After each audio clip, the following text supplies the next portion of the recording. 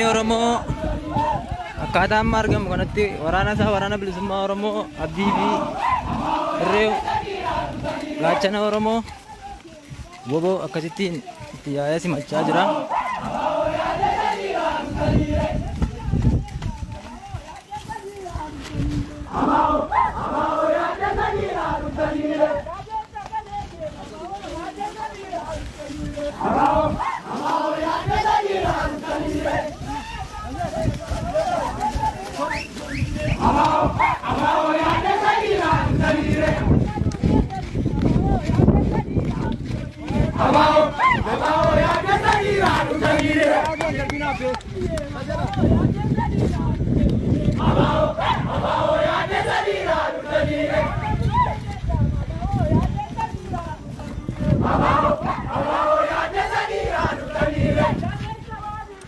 Darbii waraana dhoodhaan jiran silla maxxatan.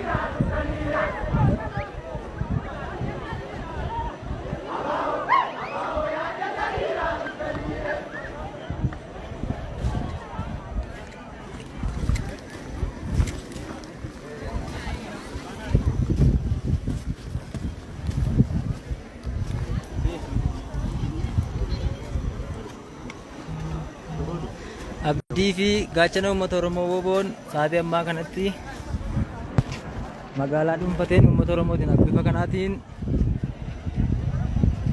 simatamaatti jira.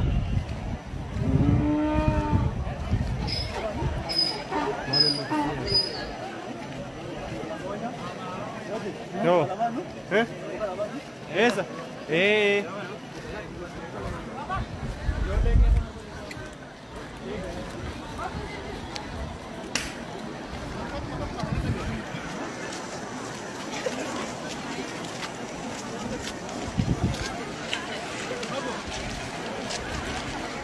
Ummati Oromoo galaana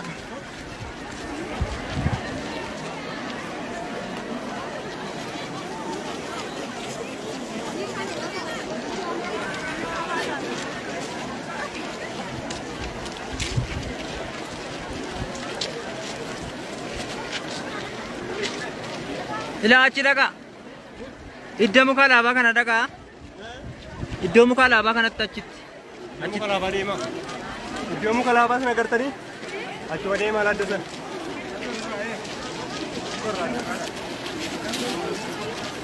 Gannume.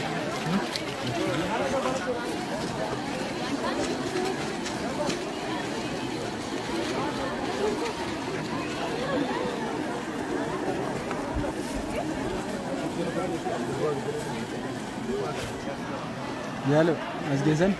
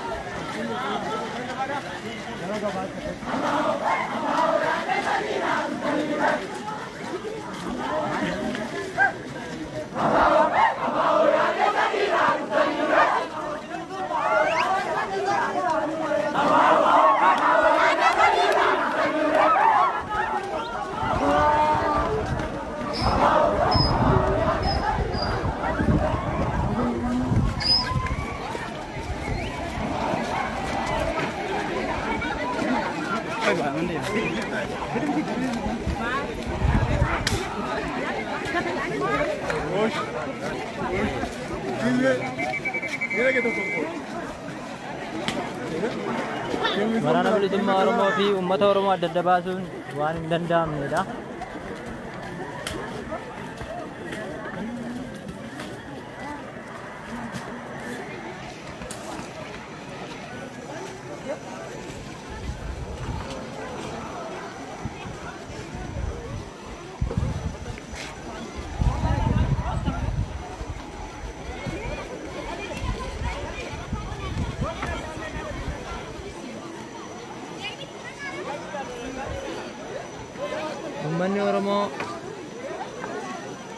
waraana isaa bifa kanaan simateera.